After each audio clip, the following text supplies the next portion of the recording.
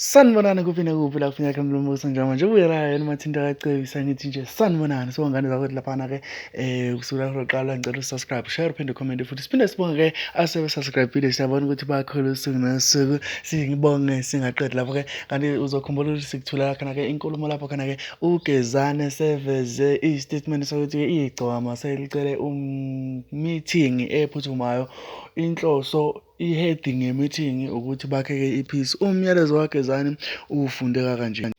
Athi breaking news reaching GMP okuyiGezani Media Production is that iGcokama Elisha team has been in contact with umbuso wamaciko and asked for an urgent meeting. The aim of the meeting is to try and make peace between iGcokama Elisha and Ngeke. Uzokhumbula ukuthi ke uGengcobo umphathi umbuso wamaciko, ugezani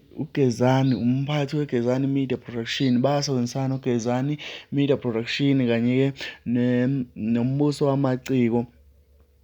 production lapho khona ke aba ne-podcast ebanjalo ngolesihlanu kanti futhi bebeyingxenye yomcimbi omkhulukazi laphana ke ekade kuyingoma kazwelonke. Uzokhumbula ukuthi ingane kwethu laphana iGcokama lenza ezibukwayo labukisa ngabalandeli labukisa ngabahleli bomcimbi lafika ngebhanoyi labathela ngey'ntuli kuthiwa abalandeli ke basebele kwebhekisa amakhanda phezulu izonto abalandeli bamaxaka kanjani basebele kwebhekisa amakhanda phezulu ke kufike khona ke iGcokama bathi ke hayi uyadelela umfo kaManqele. Ngicabanga ukuthi lapho ke ekwalandela khona imoto eyelo lapho khona ke imoto embuso wamaciko iyofaka nje